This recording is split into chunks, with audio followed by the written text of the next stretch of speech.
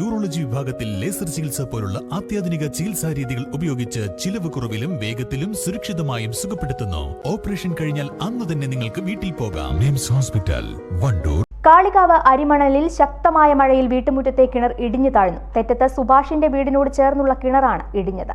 കനത്ത മഴയിൽ അരിമണലിൽ കിണറിടിഞ്ഞു താഴ്ന്നു. കിണറിന്റെ ആൾമറയും മോട്ടോർ പമ്പും 17 റിങ്ങുകളും ഉൾപ്പെടെ മണ്ണിനടിയിലായി. ഗർത്തം രൂപപ്പെട്ട കിണർ അതിലേക്ക് താഴ്ന്നുപോയ നിലയിലാണ്.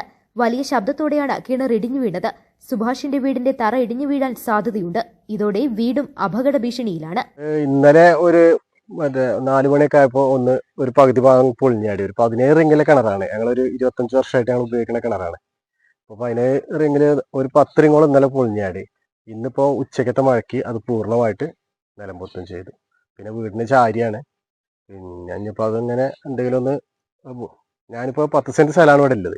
ആ 10 സെന്റ് സ്ഥലത്ത് 5 കിണർ കുത്തിയിട്ട് അതിലൊന്നും വെള്ളം കാണാതെ ഇപ്പൊ അവസാനം കുത്തിയിട്ട് വെള്ളം നിലനിന്നൊരു കിണറാണ്. അപ്പോൾ അതൊരു ഭയങ്കര തീരാ നഷ്ടം തന്നെയാണ്. ഞങ്ങൾ ഒരു 2-3 ആൾക്കാർ കുടിവെള്ളത്തിനായിട്ട് ഉപയോഗിക്കുന്ന കിണറാണ്. അതിൽ ഇപ്പൊ ഈ പരിസരത്തില്ലേല് വറ്റാതെ നിൽക്കുന്ന കിണർമാർ. ബാക്കി ഇവിടെ എല്ലാ കിണറുകളും വറ്റലുണ്ട് എൻ്റെ അടുത്തില്ലേക്ക്.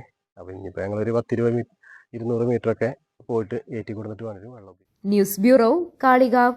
സ്വന്തം ഹൈസ്പീഡ് ഇന്റർനെറ്റ്, നമ്മുടെ സ്വന്തം ഇന്റർനെറ്റ്.